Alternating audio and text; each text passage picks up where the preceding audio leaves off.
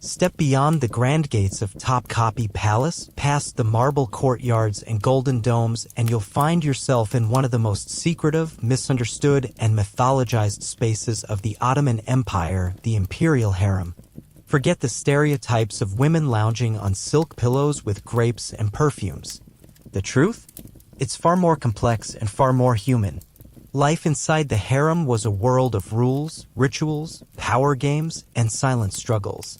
It was a place where ambition thrived beneath veils, where loyalty could make or break your future, and where freedom was more fantasy than reality.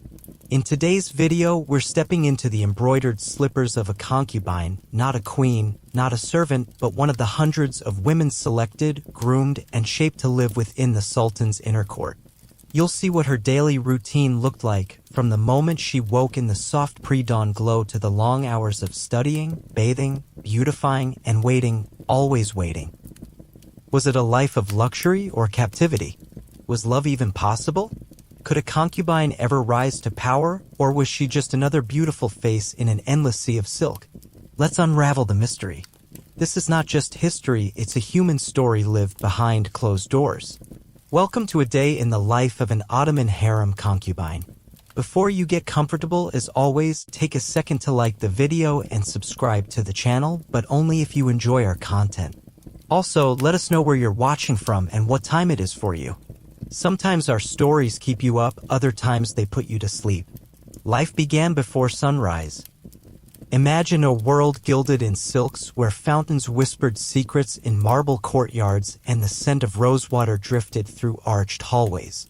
It's the Ottoman Imperial Harem, not the exotic fantasy painted by 19th century travelers, but a complex, carefully structured world of women. And at its center, the concubines. Young women brought from across the empire and beyond, trained, adorned, and tested within the golden cage of Topkapi Palace. But life as an Ottoman concubine wasn't all jewels and lounging on pillows. It was full of discipline, strategy, rivalry, and sometimes genuine terror. For many, the path to power started before the sun rose. This is what a day in her life looked like. Dawn in the harem, rise and ritual. Long before the call to prayer echoed across Istanbul's skyline, the harem stirred. The concubine's day began in darkness, before even the first sliver of light touched the palace domes. Servants and eunuchs, silent as ghosts, moved through the halls, lighting oil lamps and preparing basins of water. Each concubine, depending on her rank, rose from her floor mattress or silken bed to begin the ritual of cleanliness. This wasn't just about hygiene. It was part of a spiritual and physical discipline. Bathing, perfuming, dressing, it all followed a strict order. Then came prayers. Islam was woven into every thread of harem life. Even the most ambitious concubine, plotting her rise to influence, began the day on a prayer rug facing Mecca. Morning education, more than beauty. Once clean and dressed in modest, flowing silks, the concubines gathered according to age and rank. Contrary to modern stereotypes, they weren't idle ornaments, they were being trained. Each morning brought lessons: Turkish, Arabic, Persian, Quranic recitation, court etiquette, embroidery, music, and dance. The harem was not just a pleasure palace, it was an academy for women. Many concubines were foreigners, enslaved, or gifted from across the Ottoman domains: Circassians, Georgians, Greeks, Slavs. Their education in the harem was part transformation, part indoctrination. They were being molded into Ottoman women, not just beautiful, but cultured, clever, and skilled. They learned to read poetry, play instruments like the oud or canon, and move with grace. These skills weren't frivolous. They were tools of survival and, if used well, tools of power. Midday, the great waiting game. By late morning, the lessons paused.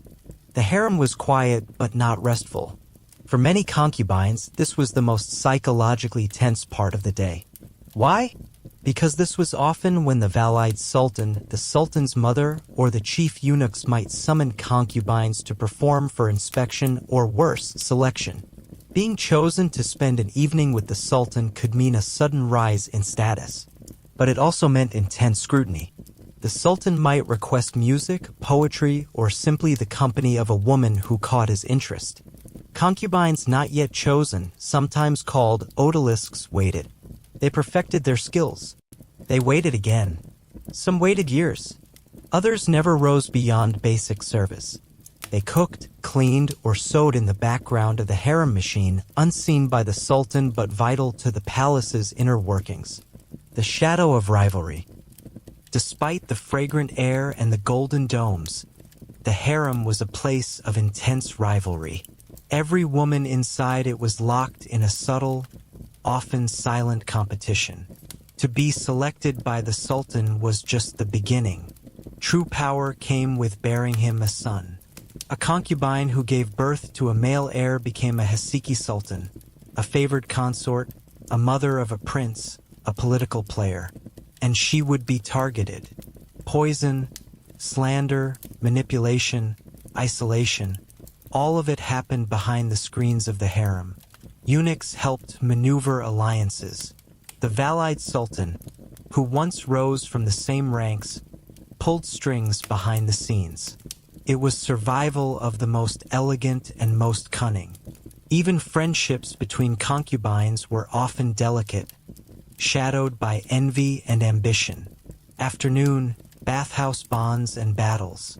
By early afternoon, many concubines were led in small groups to the harem hammam, a stunning bathhouse of marble floors and domed ceilings. Here, they soaked, scrubbed, perfumed, and massaged each other. The hammam was more than hygiene, it was a performance. Every movement, every scent, every glance was observed. The older concubines watched the younger ones assessing their beauty, posture, and confidence. This was also one of the few places where real social maneuvering happened. Allies whispered through steam. Jealousies simmered beneath rose oil. Informal hierarchies were reinforced. Even the act of who poured water for whom carried weight. Every gesture was part of the game. Evening, when fate changed. As the sun lowered over the Bosphorus, casting gold across the city, the harem entered its most dramatic hours. Dinner was served in silence or soft murmurs, depending on the mood of the women and their standing. Meals were elaborate but portioned: rice, lamb stews, fruit preserves, sherbet drinks, and sweets like baklava. Afterward came the performances. Music floated down the corridors. Dancers moved in candlelight. The Sultan might be watching. Or not. Either way, the women always performed as if someone important were observing. On some nights, one or more concubines would be summoned, the ultimate test. The eunuchs led them, veiled, to the Sultan's private quarters. If the Sultan was pleased, she might return with gifts or even a promotion in rank. If she conceived a child, everything changed. She might gain servants, her own chambers, and begin her rise through the hierarchy. But it wasn't always glamorous. Sometimes the experience was frightening, unwanted, or painful. Many concubines were young, teenagers barely old enough to understand the implications of court politics. And some were never summoned again. Night, dreams, fears, and quiet rebellion. For those not called, the night brought restless sleep. Dreams mixed with fear. Rumors fluttered through the corridors about pregnancies, poisonings, fallings out with the Valide, or the strange disappearance of a rival. Some concubines turned to religion. Others turned to each other. A few tried to flee the harem, though success was rare and the consequences severe. Some found comfort in art, writing secret poems, stitching elaborate embroidery filled with hidden messages. There are historical records of concubines who found ways to express their loneliness, frustration, and longing in coded textiles and forbidden letters. And others? Others bided their time, waiting for their chance to move, to rise, to outlive their rivals. Beyond the veil, what happened after? A concubine's life was never static. If she gave birth to a son, she would eventually leave the harem with him when he was appointed to govern a province. If her son rose to become sultan, she became the Valide Sultan, the most powerful woman in the empire. Some concubines retired to religious endowments. Others married court officials. A few became legends in their own right, remembered for their charity, architecture, or cunning. Women like Harem Sultan, once a concubine, later legal wife of Suleiman the Magnificent, rewrote the rules entirely. Her influence reached into foreign policy, war, and succession. She started her life in the harem the same way as all the others, before dawn, bowing on a prayer rug, surrounded by silk and suspicion. A world of power in shadows. The Ottoman harem wasn't a brothel. It was a world of layered identities: school, prison, palace, battleground. To be a concubine wasn't simply to be beautiful. It meant being politically shrewd, emotionally strong, strategically poised, and always aware of the shadows around you. From the first flicker of light before sunrise to the heavy hush of midnight, every hour in a concubine's day was filled with performance, patience, and potential peril. It wasn't freedom, but it wasn't passive either. For many, it was the only path to influence in a world ruled by men. And for a few, that path led all the way to power. One prayer, one poem, one polished gesture at a time. Training was constant. Forget what you've seen in costume dramas and cheesy films. Being a concubine in the Ottoman Imperial Harem wasn't just about reclining on silk cushions, nibbling on dates, or fanning yourself while waiting for the Sultan to summon you. In reality, your life as a harem concubine was defined by discipline, ambition, and most of all, constant training. This wasn't a lazy life of luxury. This was a cutthroat world where beauty alone meant nothing if it wasn't paired with intelligence, grace, talent, and the ability to outmaneuver your rivals. If you wanted to survive and thrive in the Topkapi Palace, every day was a test. And you trained for it as fiercely as a soldier. Your arrival, from captive to candidate. Your day in the harem didn't begin in Istanbul. Maybe you were born in a Circassian village or captured during a Tatar raid. Maybe your family sold you into slavery during a time of famine, hoping you'd find a better life. However it happened, one day you were ripped from your old world and shipped across empires, eventually arriving in the beating heart of Ottoman power, Topkapi Palace, home of the Sultan and his harem. You were scrubbed, clothed in new garments, given a new name, Turkish and Islamic, and introduced to a hierarchy so complex it would make your head spin. You were now part of the harem, a world of hundreds of women ruled not by men but by the Valide Sultan, the Sultan's mother, and her iron grip. And from the moment you walked through those gates, your training began. Mornings in the harem, wake, wash, prepare. Your day began at dawn. A bath awaited you. Bathing and cleanliness were essential, not just for hygiene but as part of Islamic ritual. You learned quickly how to scrub yourself with perfumed soaps, how to braid your hair in the proper style, how to smell like a blooming garden even after hours of training. After dressing in modest yet elegant garments, you joined the other concubines for morning devotions. Islam was central to harem life. You prayed 5 times a day, just like anyone else in the empire. But while others might start their work in the kitchens or fields, your work was in becoming exceptional. Language lessons and court etiquette. One of your first challenges? Language. Most new concubines didn't speak Turkish upon arrival.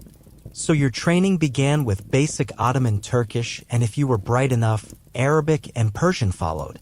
The harem was a melting pot. Girls came from the Caucasus, the Balkans, North Africa, and beyond. Learning the language was your first step toward rising in rank. Next came etiquette: how to walk, speak, gesture, bow, serve tea. You practiced gliding across polished marble floors in silence, with your eyes lowered just enough to show humility but not submission. You didn't just learn how to speak, you learned how to listen, how to read a room, how to deliver a compliment without flattery, and an insult without being caught. Musical and artistic training. By mid-morning, you were often deep in lessons not of warfare, but of art. Music filled the air of the harem. You learned to sing classical Ottoman songs and to play instruments like the oud, ney flute, or cannon. If you were musically gifted, you might be selected to entertain at palace events or even in front of the Sultan himself. But music was only one part. You were taught poetry, calligraphy, and embroidery. You memorized verses from Rumi, Hafiz, or the Quran. You painted intricate tile patterns, wove silk threads into elaborate designs, and practiced the art of being visibly refined. Because here's the secret. Every talent you displayed was a reflection of your worth. Not just to the Sultan, but to the entire imperial court. Dance, drama, and performance. Afternoons brought one of the most theatrical and demanding parts of your training, dance. You learned traditional Ottoman dances, graceful routines meant not to seduce, but to mesmerize. Every movement was rehearsed to perfection. You danced as part of troops, performing in palace ceremonies or private entertainments. But this wasn't frivolous. Performance was political. A particularly moving dance could draw the eye of a visiting ambassador or the Sultan himself. It was your way of becoming visible in a world where silence and invisibility were the default. Every turn of the wrist, every subtle shift of your hip was calculated. Your body wasn't just ornament, it was artful diplomacy. Meals and mealtime manners. By evening, your training gave way to a more communal aspect of harem life, meals.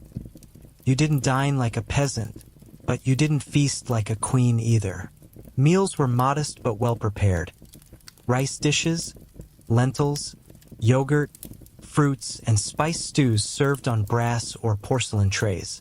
But don't think this was a casual affair. Even mealtime was a lesson in decorum.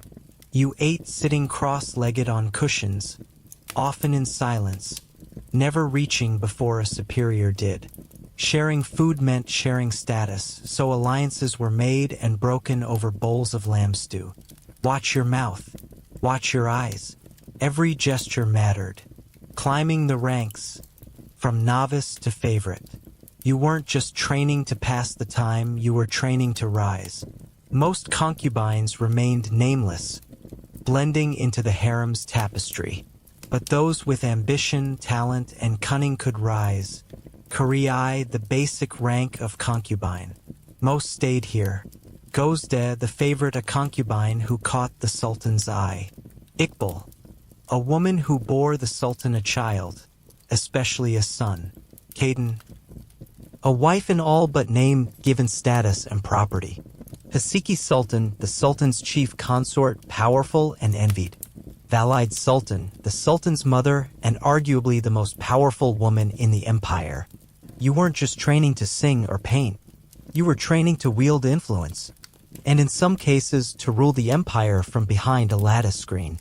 Intrigue, spying, and survival. But talent alone wasn't enough.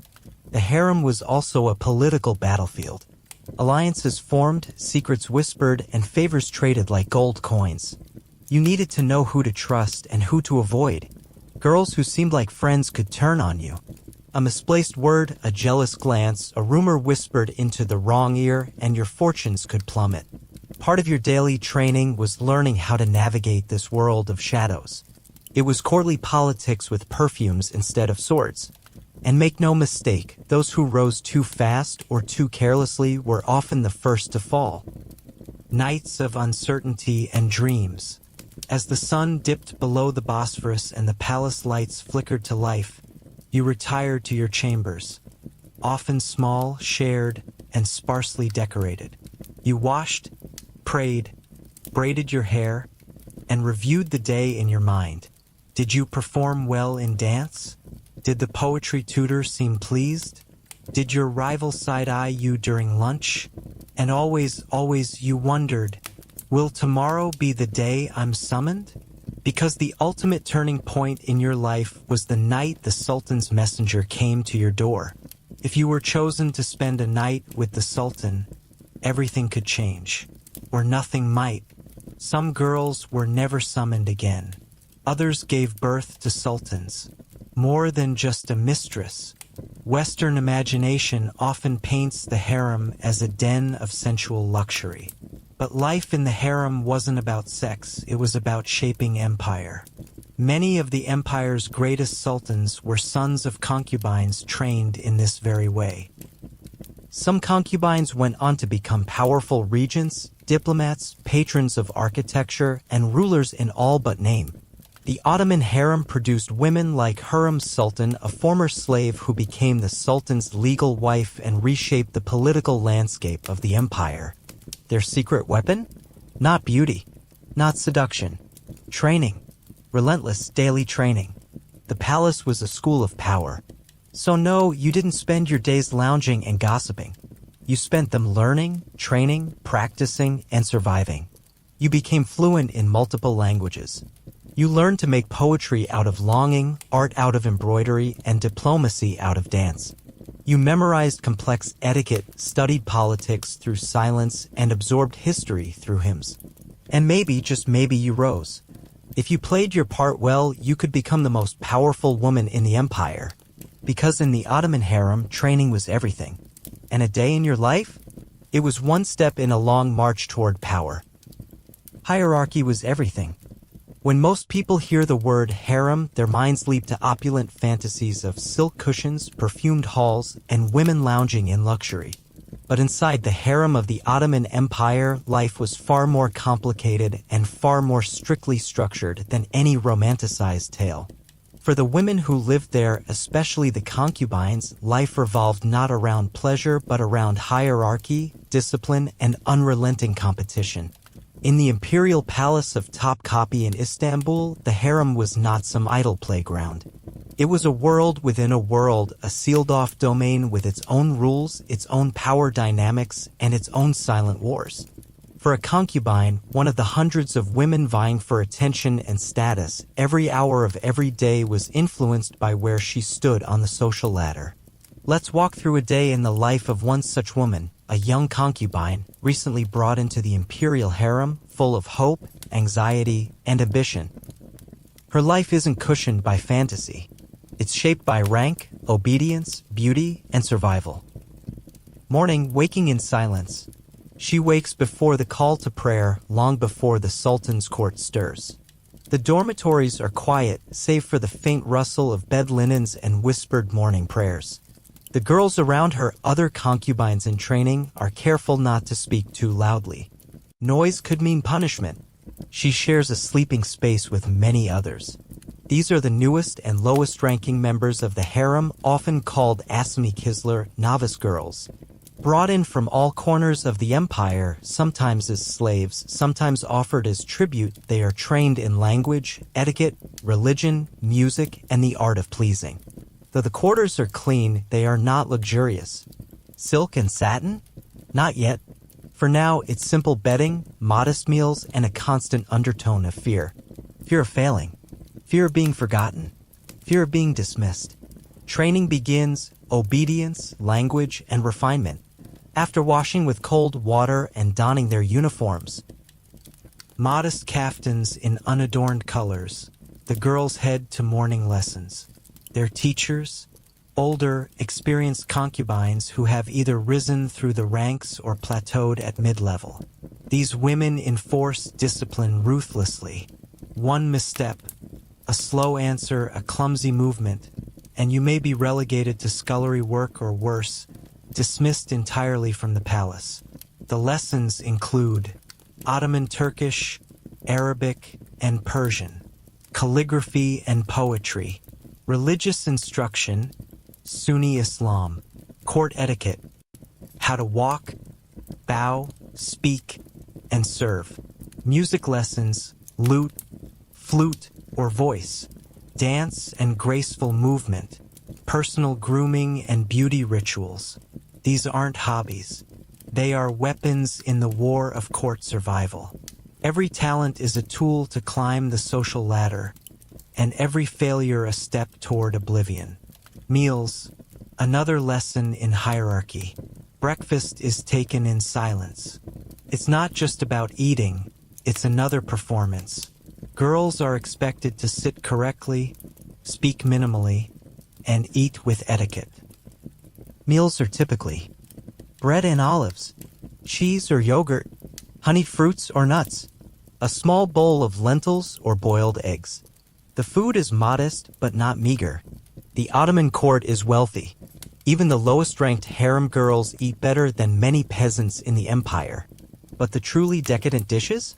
The stuffed grape leaves, roasted lamb with spices, rosewater pastries? Those are reserved for the favorites of the sultan and high-ranking concubines. Meals also serve as an indirect ranking system. Where you sit matters. Who serves you matters. Who you're allowed to speak with matters. You can often tell who's rising and who's falling just by looking at the seating chart. Midday, tasks, rivalry, and whisper networks. After lessons, each girl is assigned duties. Some polish brassware. Others sweep halls, prepare perfumes, sew garments, or assist in the elaborate baths. Every task is done under the supervision of higher-ranking concubines or eunuchs. Yes, eunuchs. The harem is overseen by black eunuchs, often castrated slaves taken from Africa who rose to power as the trusted gatekeepers of the sultan's most private world. The head among them, the chief black eunuch, holds enormous influence, even more than some of the sultan's ministers. Meanwhile, the internal power games begin. Gossip is dangerous, but it's also a weapon. Some girls try to sabotage others. A loose thread in a dress, a drop tray of sweetmeats, a misquoted verse from the Quran, these small embarrassments can destroy reputations. In the harem, alliances form and break in whispers. Still, even among rivals, friendships sometimes bloom. The shared pressure, the daily grind, and the longing for family back home create bonds. Some women find comfort in sisterhood, while others only see competition.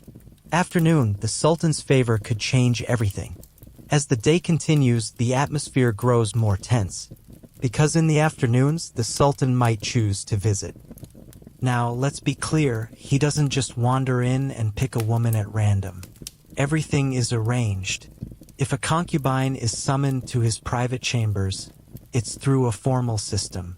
She is selected, often based on reports given by the chief eunuchs or by the Valide Sultan, the sultan's mother and the most powerful woman in the empire. For a concubine, being chosen for the sultan's bed isn't just a romantic fantasy.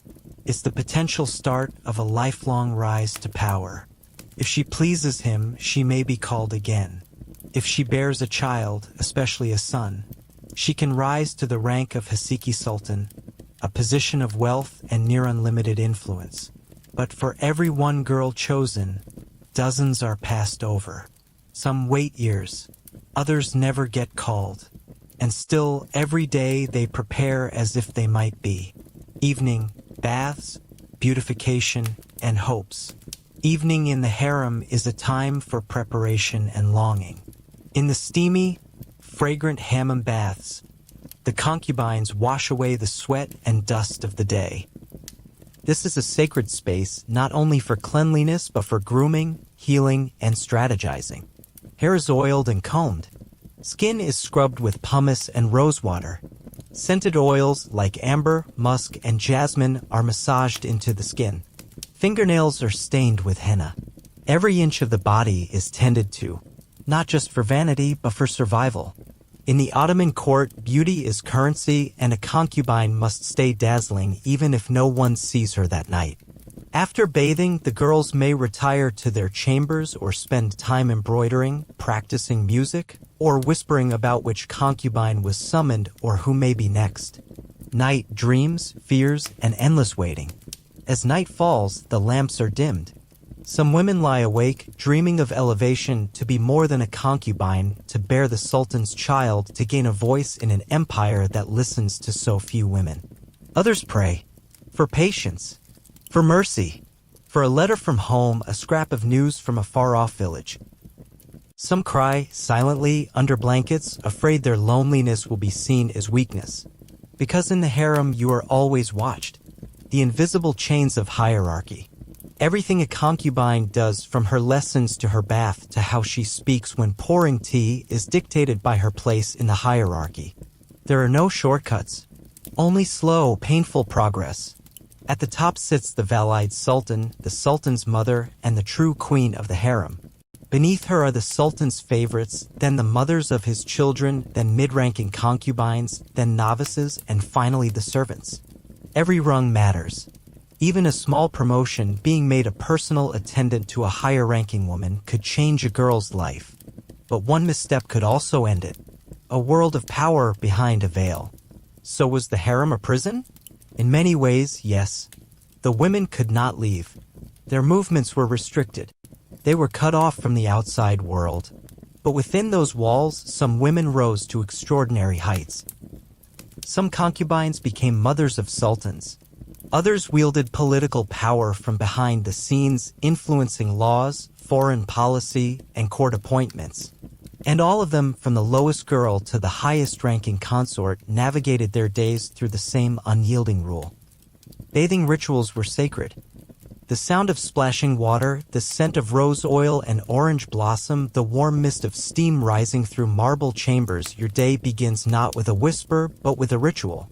You are a concubine in the Imperial Harem of the Ottoman Empire, tucked behind the gilded gates of Topkapi Palace in Istanbul. To the outside world, you are invisible, one of hundreds, maybe thousands, of women living behind a veil of mystery. But inside this secluded world, your life is anything but idle. It is structured, ceremonial, intensely political, and bathing is at its heart. Yes, bathing. In the harem, it's not just about hygiene. It's sacred. It's sensual. It's strategic. And it's how your day begins.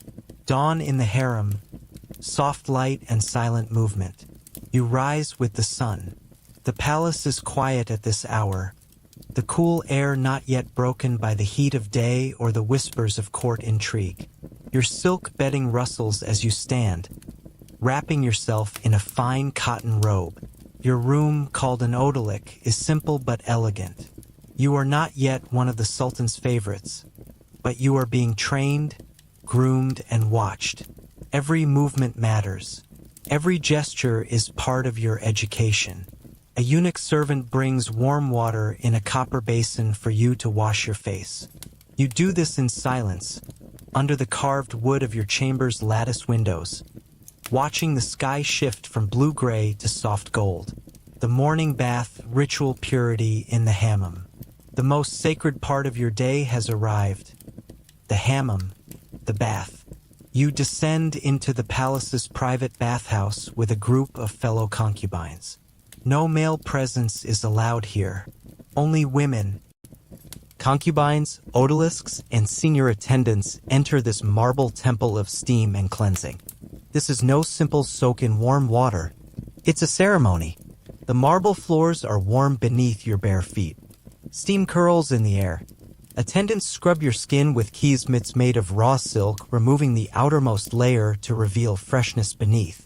Then come the oils, rose, jasmine, sandalwood, massaged into your skin in practiced motions that lull your senses and awaken your spirit. This cleansing is both physical and spiritual. According to Islamic tradition, purification before prayer is essential, and in the harem, this is elevated to an art form. You aren't just washing away dirt. You're preparing your body as a temple, perhaps even for the Sultan himself, should you ever rise that far. Older concubines gossip softly, while younger ones like you observe, memorize, and say little. Every detail matters. Every scent, every curve of the back, every glance in the mirror. After the bath. Perfuming and dressing. Back in your chamber, your skin glows. Your hair has been wrapped in embroidered cloth and will dry in the warm air. You open a carved chest containing your limited but lovely wardrobe. Today you wear a flowing salver, baggy trousers cinched at the ankle, and a sheer Antari robe in light blue. Gold embroidery glitters at the cuffs. Around your waist, a sash with tiny bells chimes softly as you walk. Then comes perfume. Perfume is everything in the harem. You dab musk behind your ears, rosewater at your wrists, and a hint of amber on your neck. The goal is not just to smell lovely, it's to imprint yourself in memory. By now, the harem is awake. The air is filled with music from distant zither, the murmurs of language lessons, and the rustle of silk slippers. Midday training for elegance, obedience, and power.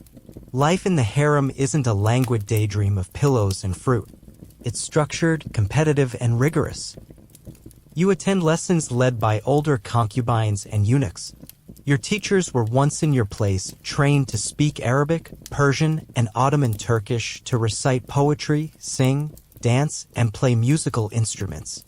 You learn the art of calligraphy, the strict etiquette of bowing and greeting, the subtle rules of court protocol. You're being sculpted into a creature of grace. Not all concubines become lovers. Some become favorites, Hasiki, and a rare few will give birth to princes and rise to real power as the sultan's mother, the Valide Sultan, a queen in everything but name. Every lesson is a potential step toward that future. Meals shared yet stratified. Meals in the harem are communal but hierarchical. Senior concubines dine separately, sometimes even privately. As a younger woman, you eat with your peers, seated on low cushions around round trays placed on the floor. The food is luxurious but not extravagant. Stuffed grape leaves, roasted eggplant with yogurt, honey-soaked pastries, and soup spiced with cinnamon and clove. You eat with your fingers, delicately, always with elegance. Fresh fruit is prized. Dates, figs, and pomegranates pass from hand to hand. But your eyes are always watching more than the food. Who is sitting next to whom? Who is whispering behind a veil? Who receives a visit from a servant of the Valide Sultan? Power is never out of sight, not even over lunch. Afternoon, music, art, and political maneuvering. The afternoon is for refinement and for strategy. You attend music lessons in a sunlit chamber with intricate tiles and fountains. You play the canon, a type of zither, or perhaps sing Ottoman poetry, your voice echoing softly across mosaic-covered walls. But these are not just hobbies. They are tools. Should you ever be called to the Sultan's chambers, your talent could capture his heart or secure your future. Behind the scenes, alliances form. Older concubines take younger ones under their wing, sometimes genuinely, sometimes manipulatively. You must learn how to survive in a nest of silk and secrets. And always, the Valide Sultan watches either directly or through her many eyes. Her approval can make or break you. Evening, the Sultan may call.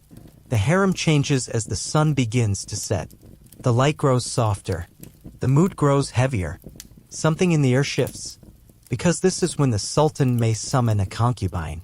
If it's not your night, you remain with the others playing games, sharing songs, or praying. If it is your night, a eunuch will appear at your door.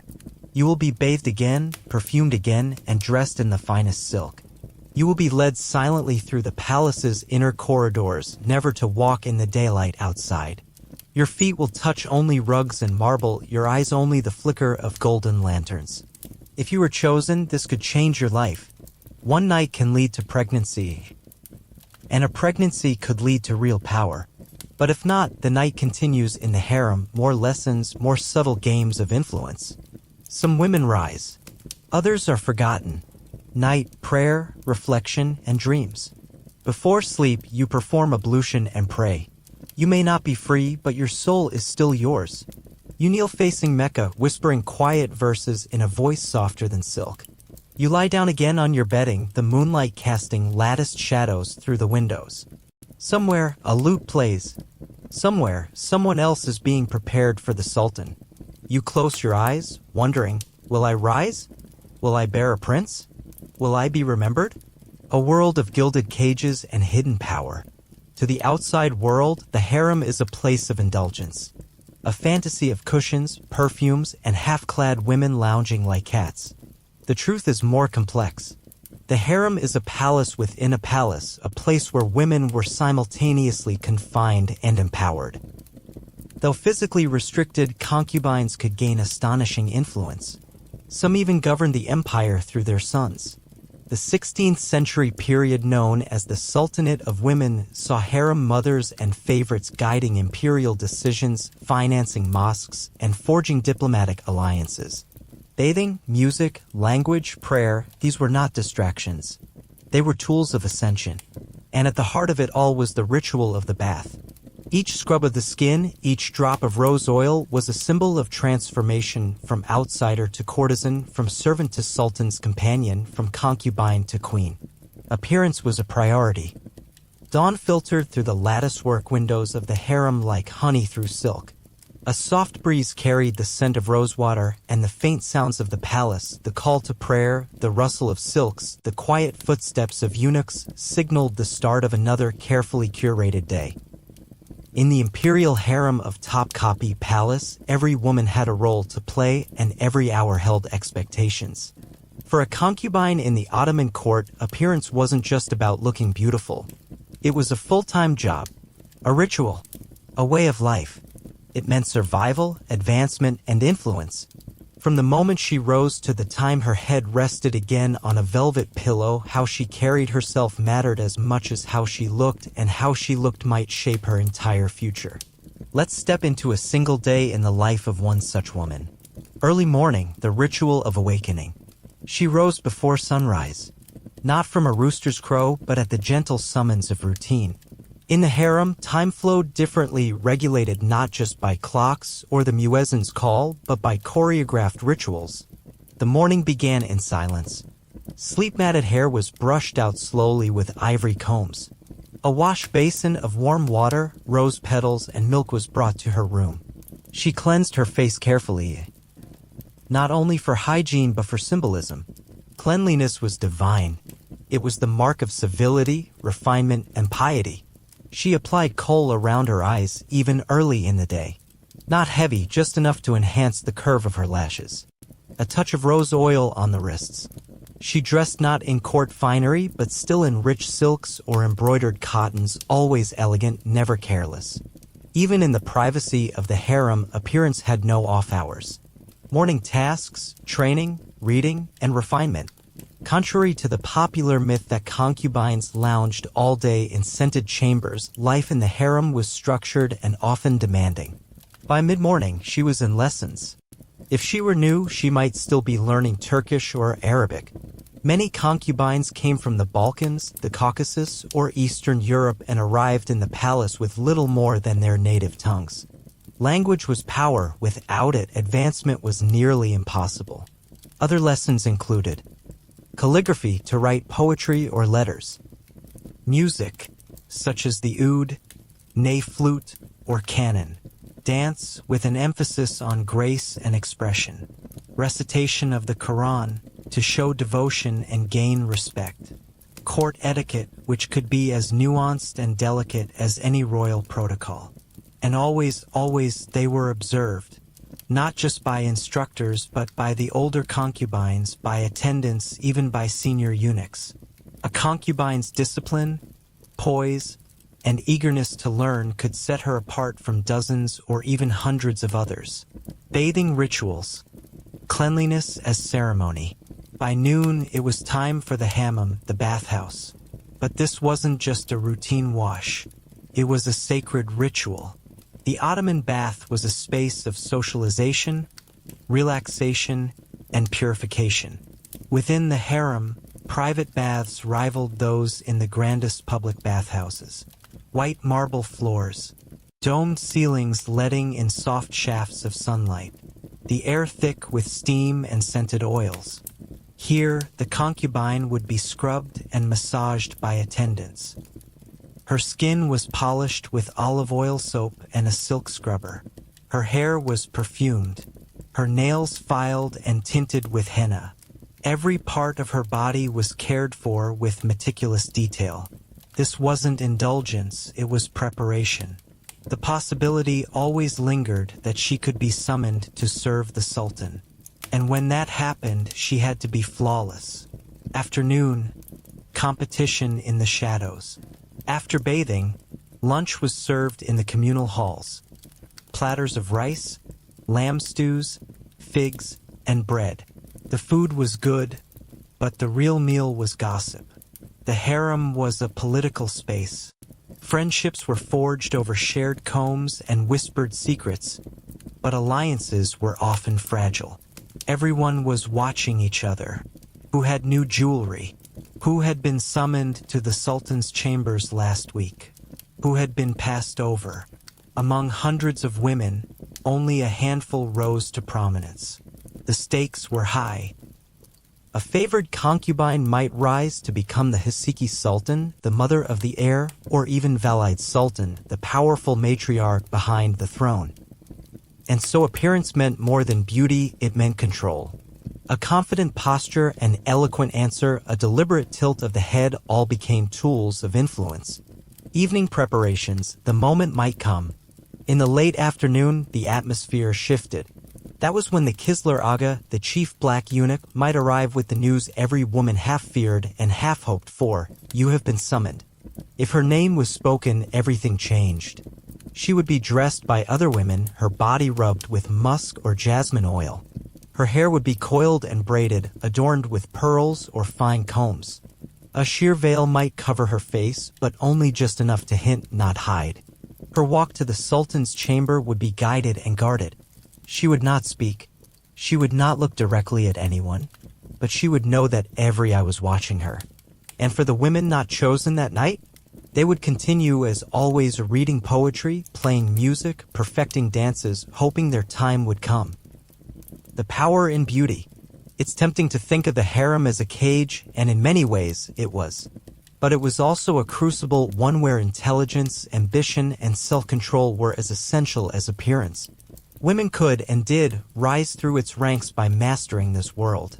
A concubine who caught the Sultan's eye and bore a son could become a powerful figure in court politics. Some advised their sons as sultans. Some issued imperial edicts. Some built mosques. Some ruled empires behind a lattice screen. And it all started with appearance. Not just physical beauty, but the presentation of beauty.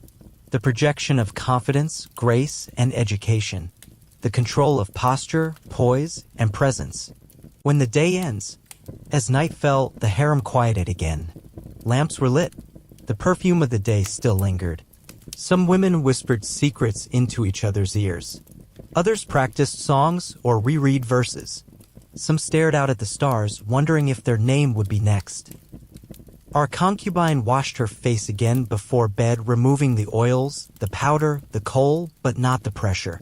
That never really left. She might lie awake wondering how she appeared today. Did her teacher smile at her progress? Did a senior consort notice her dance? Did the Sultan glance her way from across the garden?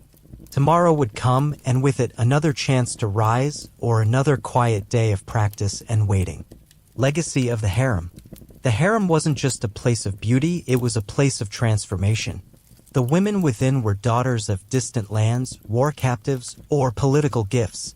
But within these walls, they became educated, powerful, and unforgettable. Their beauty may have opened the door, but their intelligence, composure, and presence determined who walked through it.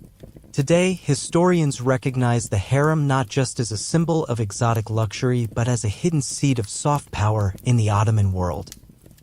Women influenced policy, diplomacy, and royal succession from behind the silk curtains.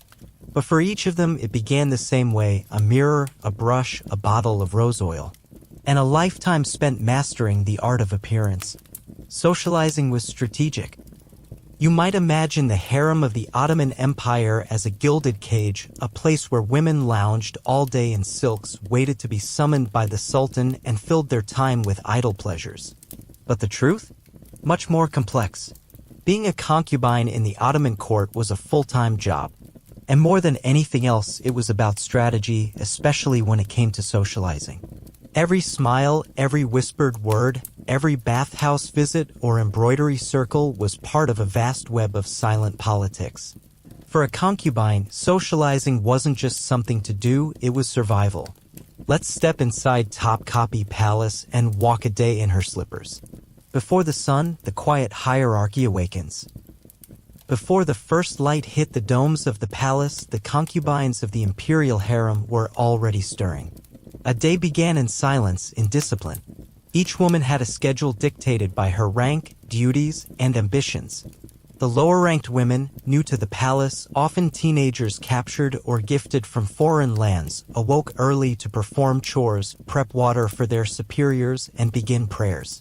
Higher-ranking concubines were already strategizing. Who would be near the Valide Sultan today? Who was rumored to catch the Sultan's eye? What gifts were circulating? Even morning ablutions were strategic. The order of entry into the bath areas, the oils used, the scents worn, every detail mattered. Who got the rose oil today? Who didn't? Who poured water for whom? Social dynamics started before breakfast. Morning rituals, when greetings were political. After washing, the women dressed, again, strategically. Colors, accessories, and embroidery weren't chosen at random. A more elaborate outfit could be a declaration of status or a challenge. The harem was a web of whispered alliances.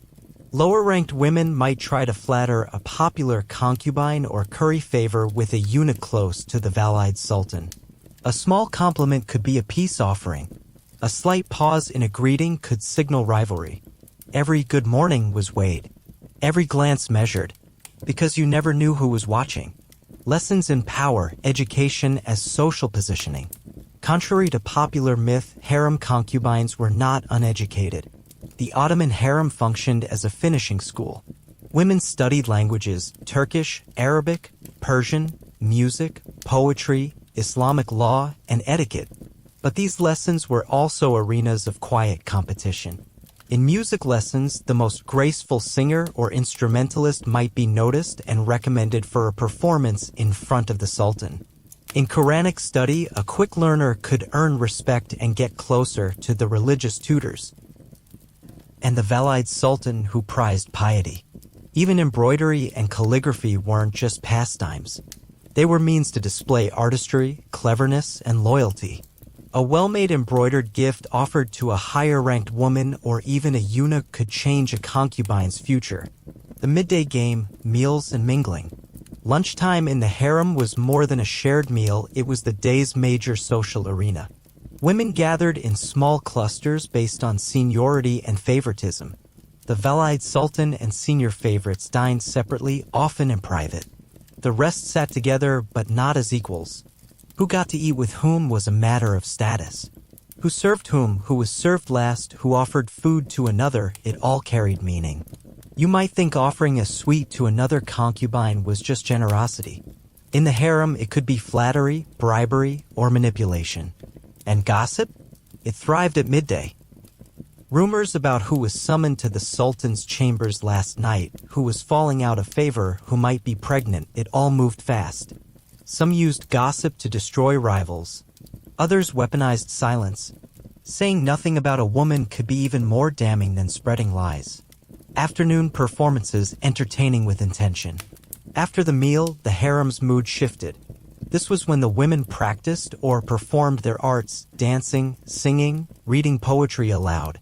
Not because they were bored, but because every performance was a campaign. Sometimes eunuchs would report exceptional performances to the Valide Sultan or even to the Sultan himself. A beautiful recitation of Rumi's verses or a graceful dance might result in a private summons. Competition was fierce, and sometimes these performances turned political. Concubines would accidentally upstage one another. Wearing flashier outfits, outsinging their peers, or reciting poems with double meanings that reference love, betrayal, or ambition. There were few safe spaces. Everything was theater. Everything had an audience. The bathhouse where alliances were made and broken. If there was one place in the harem where socializing turned into soft warfare, it was the hammam, the grand bathhouse. Here, under domes of marble and steam, concubines gathered to cleanse and gossip. But the bathing ritual was also a subtle display of hierarchy. The favored concubines were washed by others, massaged with perfumed oils, and treated with great care. Lower-ranked women learned their place fast.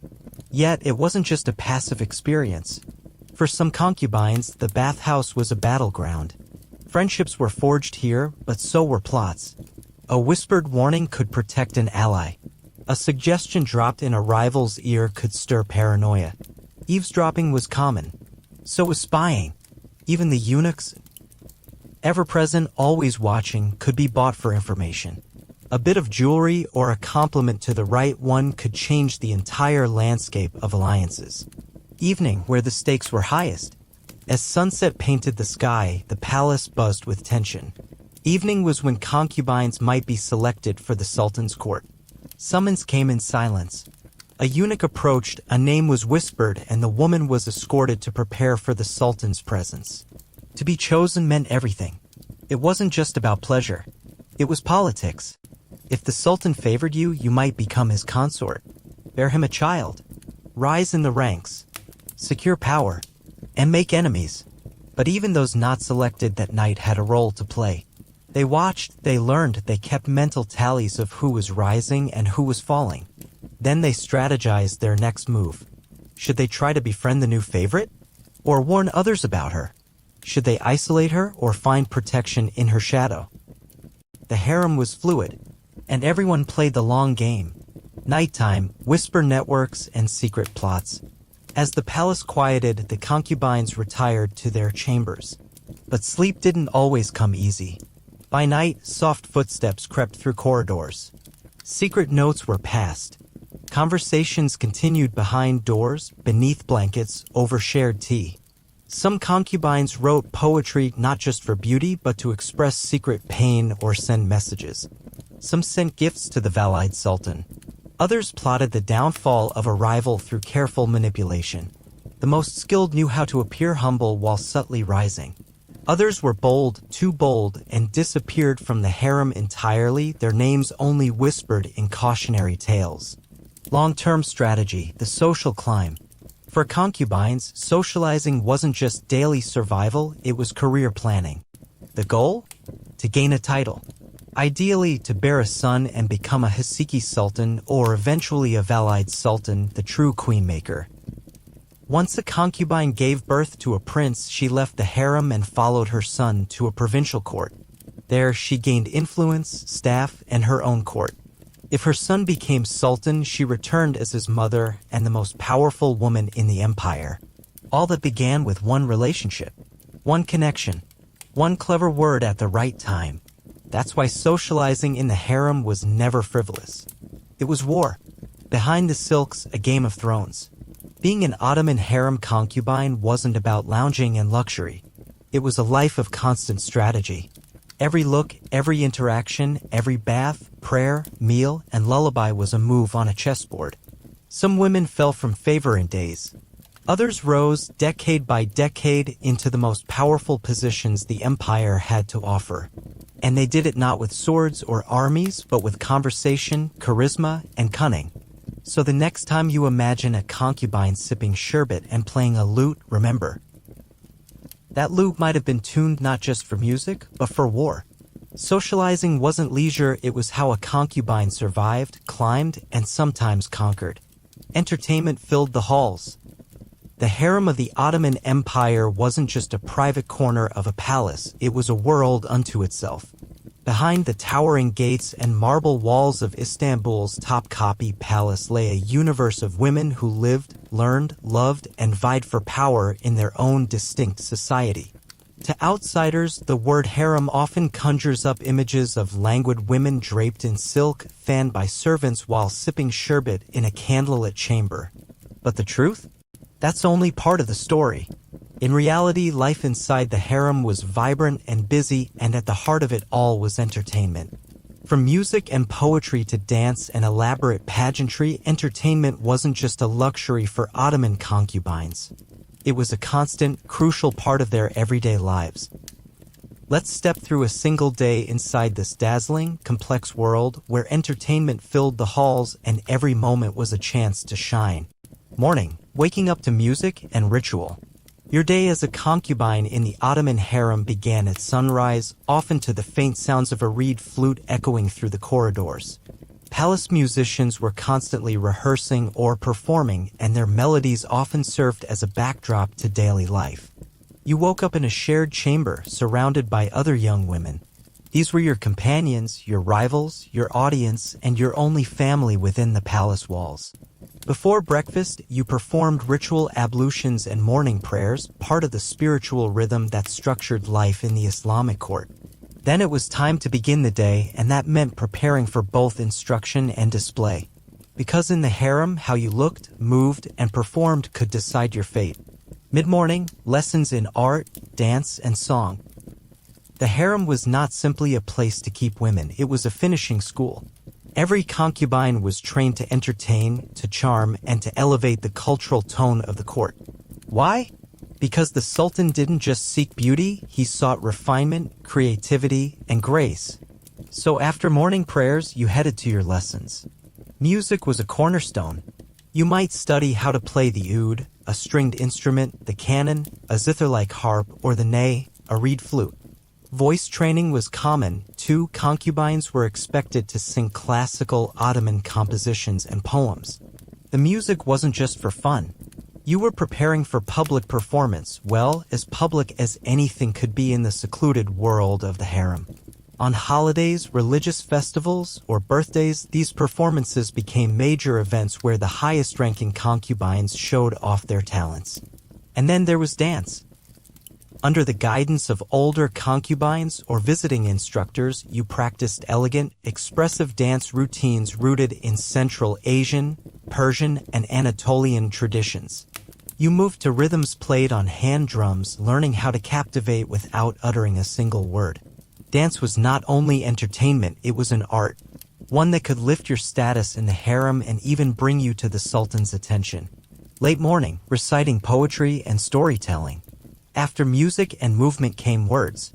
In the Ottoman harem, poetry wasn't just something you read, it was something you lived. The women of the palace were taught the works of Rumi, Hafiz, Fuzuli, and other great Islamic poets. You memorized verses, learned to write your own, and sometimes even composed songs. Poetry was a social tool. You could impress tutors and superiors, pass romantic messages in secret, or express your own emotions in a world where speaking openly was often dangerous. Equally popular were storytelling circles. Sitting on plush cushions under stained glass windows, you and the other concubines might listen to a senior storyteller weave an ancient tale of love, of war, of jinn, of great queens and lost cities. Laughter rang out. Gasps followed dramatic turns. For a few moments, you were somewhere else entirely. Entertainment didn't just fill the halls, it sustained your imagination. Noon, communal meals and gossip. When the noon call to prayer sounded, lessons paused, and the harem gathered for a communal meal. Food in the palace was always prepared with care. Platters of rice with herbs, stewed lamb, lentils, stuffed grape leaves, and bowls of yogurt with honey were shared. You sat cross-legged on cushions, eating delicately and talking quietly. But the real entertainment now was conversation. This was prime time for gossip, whispers of who the Sultan had summoned last night, what a high-ranking Caden had said, rumors of political shifts outside the palace walls. The harem was its own little court, and the politics could be as complex as any battlefield. Just as performances were rehearsed, so were relationships. A slip of the tongue could bring favor or ruin. Afternoon, games, theater, and leisure. After prayer and rest, the afternoon brought more entertainment, but this time it was for pleasure rather than training. Games were common. Chess and backgammon were palace favorites, and some concubines grew masterful at them, gaining reputations for cleverness and strategy. There were puppet shows, elaborate and often bawdy, and theatrical skits performed by the women themselves. You might dress in costume, playing a humorous sultan or a lovesick shepherd. Some plays poked fun at court life or gently mocked palace officials. These performances were more than diversions. They were release valves, a way for women to vent emotion, frustration, and satire in an otherwise restrictive world.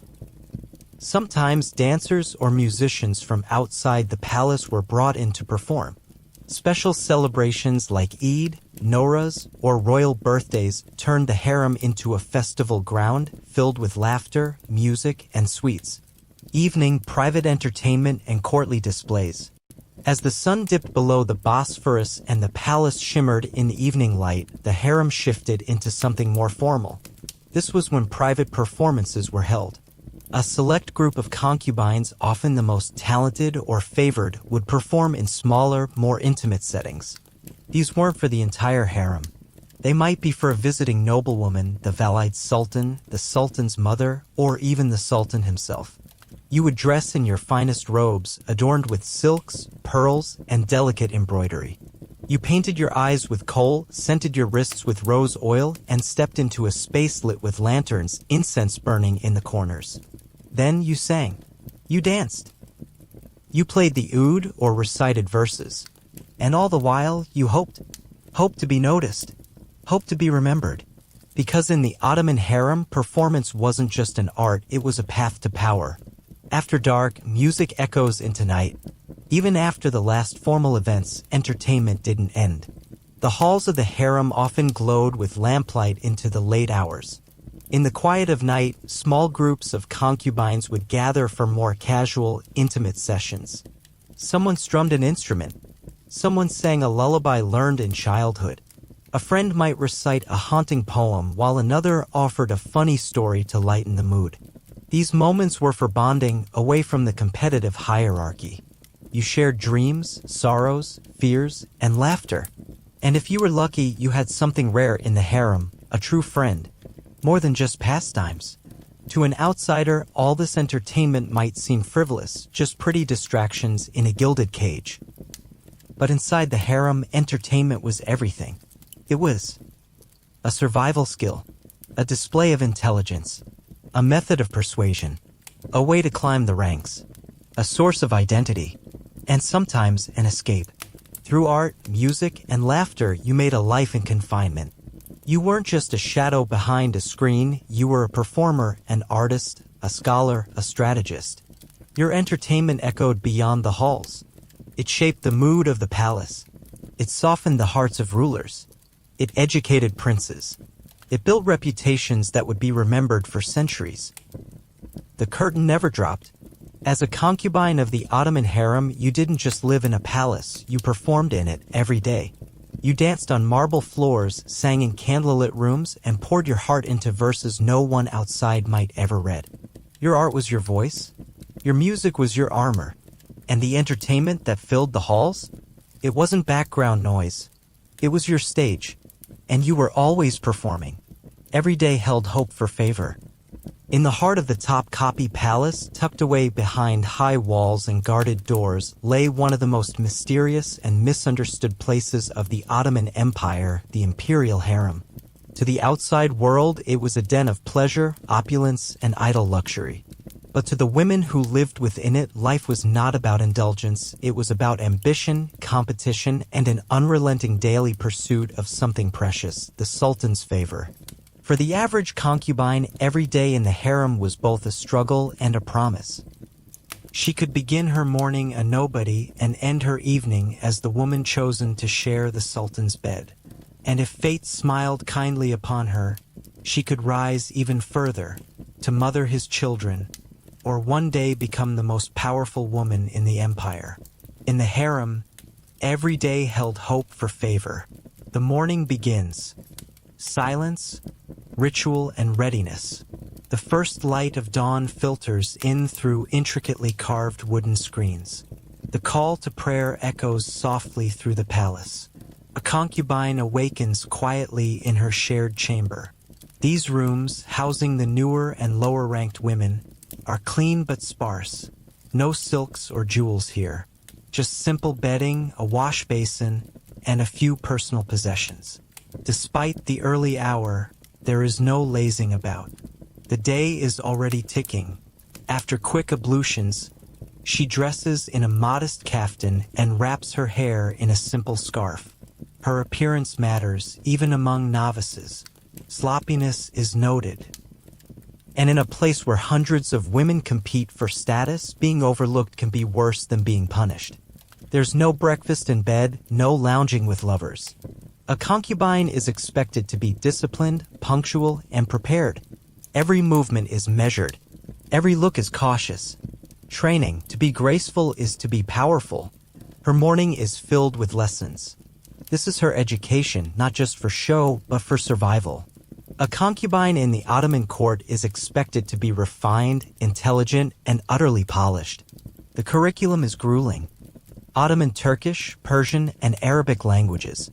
Recitation of the Quran, court etiquette and obedience training, music, playing the oud or tambour, dance, and poetry, embroidery and textile work, personal grooming and presentation, physical fitness and posture.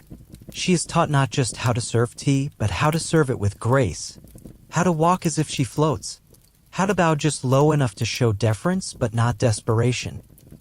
And above all, she is trained to observe, to read expressions, to listen more than she speaks, and to understand her place in the harem's rigid hierarchy. The hierarchy, favor must be earned. The harem is not a free-for-all. It's a finely tuned machine of status and rank. At the top is the Valide Sultan, the Sultan's mother. She holds immense political power and often plays a role in choosing which concubines rise. Below her are the Sultan's favorites, Hasiki, the mothers of his children, long-standing consorts, mid-ranking concubines, novices, Asami Kisler, servants and eunuchs. Every woman is watched. Every promotion, every demotion, every favor granted or withdrawn sends ripples through the ranks.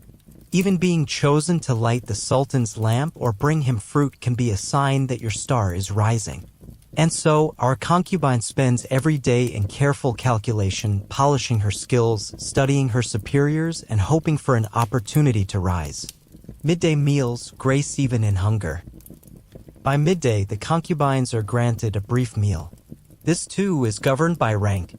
Higher-ranking women eat in smaller, more private quarters, enjoying delicacies like stuffed vine leaves, spiced lamb, or pastries soaked in rosewater.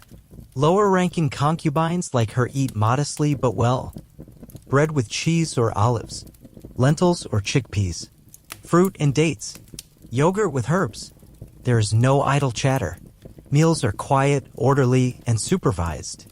Even the way a concubine holds her spoon or sips her sherbet is watched. Gracefulness isn't just encouraged, it's expected. After eating, she returns to her daily duties. This could mean helping with laundry, weaving fabric, assisting in the baths, or being assigned to one of the senior women. Every job is a test of character and precision. The afternoon tension. Will the Sultan choose tonight? As the sun begins to dip, a quiet anticipation fills the air. This is when the Sultan might choose a concubine to spend the evening with him. But contrary to popular belief, he doesn't just wander in and pick a woman at random. Instead, he receives reports from the chief black eunuch, from the Valide Sultan, or from the women of higher rank. Sometimes he selects from those who have caught his eye in passing or who performed well in lessons or ceremonies. Sometimes he calls upon a favorite again. And sometimes a completely unexpected girl is chosen, sparking rumors for days. The chosen woman is bathed, perfumed, and dressed in the finest silks. She is prepared like a queen because for that night she is one. But for everyone else, the tension remains. Who will be chosen next? Did he glance your way at the window? Did your performance in music class make an impression? Every day holds the chance to be noticed. And that possibility keeps hope alive. Evening in the hammam, cleanliness and strategy. Whether or not she is chosen, every concubine ends her day in the hammam, the bathhouse. These baths are not just for cleanliness. They are centers of social life, gossip, and subtle political maneuvering. In the warm, steamy chambers, women scrub each other's backs, exfoliate their skin, oil their hair, and perfume their bodies. It's a sensual ritual, but also a strategic one. Beauty is part of a concubine's arsenal, and no detail is overlooked. Skin must be soft and fragrant. Hair must be thick, oiled, and styled. Nails must be painted with henna. Eyebrows are shaped and kohl-lined eyes emphasized. As they bathe, whispers pass between women. Rumors of who might be pregnant, who has fallen out of favor, or who might be close to earning a title. These baths are not just for bodies. They're for building alliances, exchanging information, and planting seeds of ambition. Night falls, hopes, dreams, and restless sleep. At night, our concubine returns to her dormitory. The lamps are dimmed. Conversations fade. Some women pray. Others cry silently, aching with homesickness or loneliness. But most lie awake, eyes open in the dark, wondering, could tomorrow be her day? Could her beauty catch a eunuch's attention? Could her embroidery be admired by the Valide Sultan? Could her song linger in the Sultan's mind long enough to warrant an invitation? For in the harem, nothing is guaranteed. The girl favored today might be ignored tomorrow. And the girl no one noticed last week might become a Hasiki by month's end. This uncertainty is a constant undercurrent, but so is the possibility. The endless game of favor. In the Ottoman harem, favor was everything. It determined your meals, your wardrobe, your living quarters, and your future. It was power, safety, and prestige all wrapped in one word. But favor wasn't permanent. A single misstep could send a concubine tumbling down the ranks. A moment of disrespect, a jealous rival's accusation, or even just a fading of the Sultan's interest could turn a promising future to dust. So each concubine lived her life in a delicate dance of discipline and ambition, ever striving, ever hoping. Some rose to greatness. History remembers a few extraordinary concubines who rose above all others. Harem Sultan, a former slave who became the legal wife of Suleiman the Magnificent and a powerful political figure. Kozum Sultan, who became regent for her son and grandson, ruling the empire behind the curtain. Turhan Sultan, another regent and power broker in the heart of the court. These women began like any other concubine, in modest quarters, taking lessons, eating simple meals, bathing in the hammam. But they rose. They were chosen. They bore sons. And they ruled. Their stories are rare, but their beginnings were common. Every day held hope. For the countless unnamed women of the harem, every morning was a reset. Yesterday's failure didn't seal your fate, and today could bring a new chance, however small. Even if you weren't chosen that night, you'd still wash your face at dawn, practice your posture, improve your calligraphy, or sing your best note. Because in that vast, veiled world of ambition and hierarchy, every day held hope for favor. Motherhood brought power. In the heart of Istanbul's Topkapi Palace, tucked behind layers of guarded doors and hidden courtyards, lies the world of the Imperial Harem. It's a realm shrouded in mystery, often imagined as a place of idle pleasure or soft luxury. But behind the veils, the baths, and the brocade lay a stark truth. The harem was a political institution, and its highest currency was not beauty, it was motherhood. You are not just a concubine. You are a Khaden, a woman who has borne a child for the Sultan. And that single event has changed everything. No longer just a figure among hundreds, you are now a mother of royal blood. And with that comes power. The morning, rising with purpose. The day begins before the palace stirs. You rise with the call to prayer, wrapped in soft cotton sheets embroidered in golden thread. Your room is larger now than it once was, more opulent. A cushioned divan, a writing desk with inkwells of sapphire blue, a screen painted with tulips and pomegranates, symbols of fertility and regality. Once you were a concubine among many, but now you have a son. Perhaps he's still young, still under the watchful eyes of the eunuchs and nursemaids in the royal nursery. Or maybe he's older, beginning to walk the marble halls in princely slippers, watched closely by the Sultan's advisors. In either case, you are no longer just a woman of beauty. You are a woman of influence. And that changes your day entirely.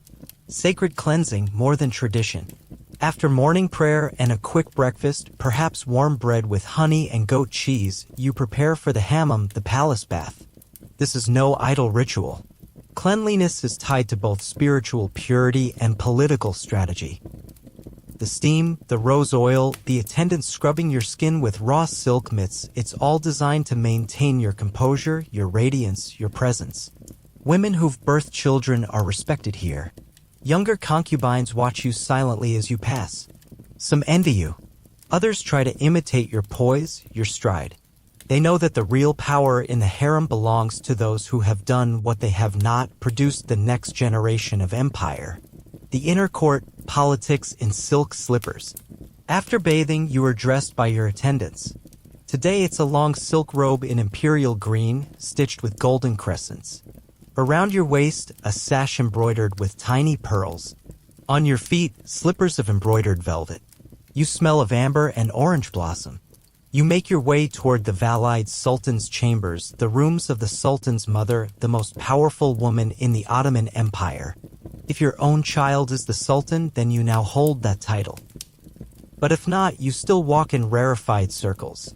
In the inner court, conversations are quiet but meaningful.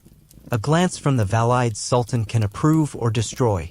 Letters are written, gifts are sent, alliances formed, all through the careful diplomacy of silk-draped women seated on brocaded cushions. You are part of this world now. Every word matters. Meals in hierarchy, dining with influence. Midday brings food and a chance to measure power. You no longer eat with the general concubine population. Now you dine in smaller groups of women with similar status, other royal mothers, elder favorites, perhaps even the Valide herself. Lunch is a ceremonial affair, silver trays bearing stuffed grape leaves, spiced lamb, stewed eggplant, sweet rice puddings, and always fragrant coffee served in filigreed cups. But food isn't the point. Seating arrangements are. The way the eunuchs serve you, who pours your sherbet, which dishes are placed closest to your cushion now. These are the unspoken signs of courtly favor. You pay attention, and so does everyone else. Afternoon, guiding the prince, shaping the future. You've eaten. Now you move to the part of your day that matters most, time with your son. In Ottoman tradition, princes were raised by their mothers until a certain age when they be sent to govern provinces, a practice known as the Sanjak system. But until then, you are the single most important influence in your son's life. And that makes you a central figure in the empire's future. You might walk with him through the palace gardens, coaching him in etiquette, storytelling, or Arabic script. Or perhaps you observe from behind a screen as his tutors teach him military strategy or Quranic verses. Every polite gesture he makes, every intelligent answer he gives reflects on you. If your son is favored, others begin to treat you differently. More carefully. Servants bow a little deeper. Other concubines step out of your way. You are not just his mother. You are his shield, his advisor, and his champion. The hidden war, intrigue behind the curtains.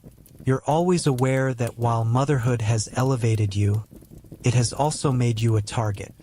The harem is not a place of sisterhood. It is a palace of rivals.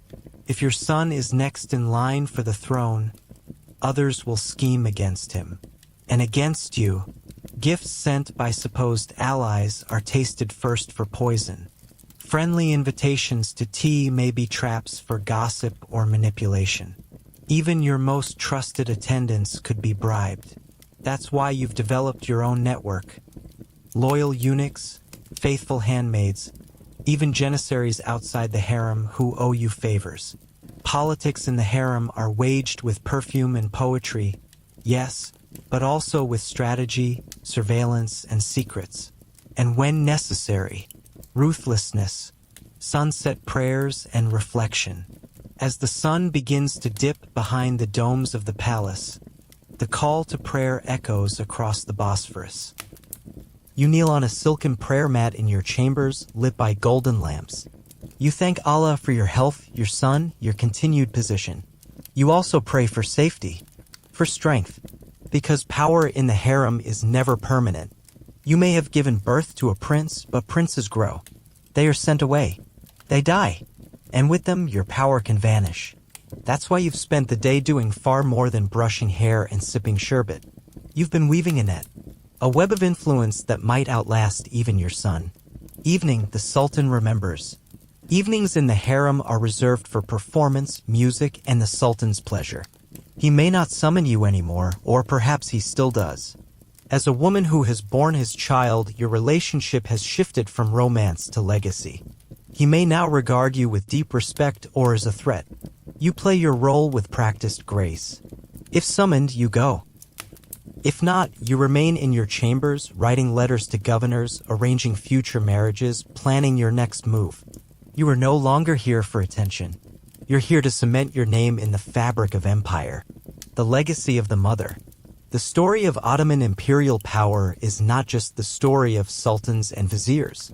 It is the story of mothers who, through the act of childbirth, gained access to an empire's inner gears. The Valide Sultan, often overlooked in Western history books, was one of the most influential figures in Ottoman politics. She had access to vast wealth, could sponsor mosques and schools, arranged political marriages, and at times even overrode the Grand Vizier's decisions. Some mothers ruled behind the scenes for decades. Their legacies still shape the skyline of Istanbul today through fountains, libraries, and mosques bearing their names. The true power of the harem. It's easy to think of the harem as a prison. In many ways, it was. Concubines were taken from foreign lands, often enslaved, and their freedom strictly limited. But within that golden cage, a select few women reshaped the empire. They maneuvered through ritual and restriction, learned how to leverage motherhood into influence, and became power players in one of the most enduring empires in world history. Motherhood wasn't just a biological role.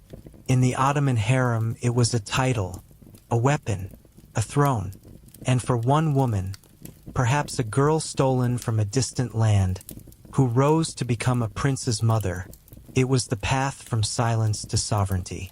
Because in the harem, if you had a son, you had a future. Freedom was a distant dream. Behind the soaring domes and golden courtyards of Istanbul's Topkapi Palace, there existed a world unlike any other in the empire. Hidden behind tall doors, past eunuch-guarded gates and shadowed corridors, was the Imperial Harem, a place of privilege, beauty, strict routine, and unspoken sorrow. To many outsiders, the word harem brings to mind luxury and decadence, velvet cushions, sweet perfumes, and beautiful women lounging in leisure.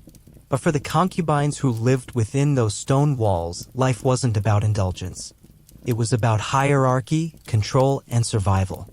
The grandeur was real, yes, but so was the loneliness. And freedom? That was the one thing a concubine almost never had. Let's follow one such woman through a single day, a day where every step was planned, every word measured, and dreams of liberty flickered faintly like candlelight behind silken veils. Before the sun, waking in a gilded cage, she awoke not with joy, but with habit. The delicate light of dawn filtered through intricately latticed windows. Birds chirped beyond the walls, but the sound felt far away, like the memory of a world she once knew. Perhaps she had been taken as a girl from the Caucasus or the Balkans or purchased from a market during a border skirmish. She didn't choose this life. Few did. She had been renamed, redressed, and retaught. Her old language had faded. Her past was no longer hers. Now she rose quietly, washed in a basin with rosewater, and dressed in soft but modest robes. Her every movement was graceful, practiced. She lived in a palace, but not in her own home. The day began, as always, with obedience. The morning routine, rituals, and regimen. Mornings in the harem were not leisurely. They were structured. There were hundreds of concubines, all ranked and managed within a rigid hierarchy, from low-ranking newcomers to the powerful Valide Sultan, the Sultan's mother. If she was young or newly brought in, her mornings began with lessons. She studied Turkish or Arabic, practiced music, calligraphy, and Islamic teachings. Others were schooled in dance or court etiquette. Failure to learn was not an option. If she wanted to rise or simply be noticed, she had to be perfect. A single misstep could mean a lifetime of obscurity. If she had risen in rank, her duties might include helping senior women, organizing chamber affairs, or preparing for the arrival of the Sultan himself. She learned to read his moods without a word, to flatter without flattery, to be noticed without being obvious. Yet, throughout it all, she couldn't leave. She couldn't run. She couldn't even walk freely in the palace. Her beauty, skills, and intelligence were all tightly confined within this magnificent prison. Bathing and beautifying, glamour as a duty. By midday, it was time for the hammam, the palace bath. Steam rose from polished marble floors. There, amidst warm waters and perfumed oils, women scrubbed their skin until it gleamed. Their hair was oiled, combed, and scented with jasmine or amber. Their fingernails were tinted with henna. They were polished like gemstones in a royal treasury. But none of it was truly for them. Every ritual, every ounce of scent was to please someone else. To perhaps catch the eye of the Sultan. To be summoned. To rise. And yet, many women bathed in luxury they did not choose. It wasn't relaxation, it was preparation. Their bodies were not their own.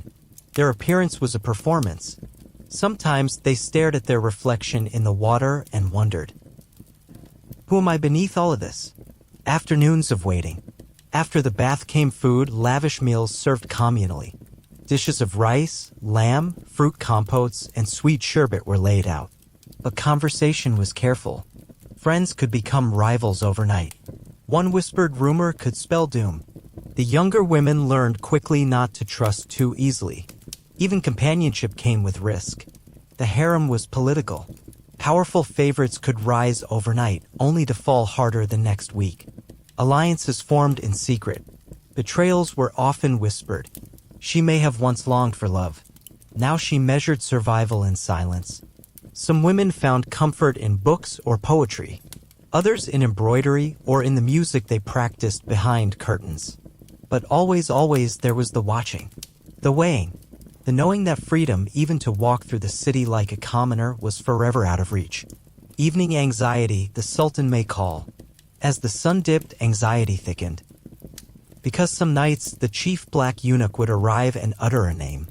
That woman would be chosen to visit the Sultan's private chambers. That name might bring fortune or fear. If her name was called, she would be dressed, oiled, and veiled. Her heart would race. Was this a moment of favor?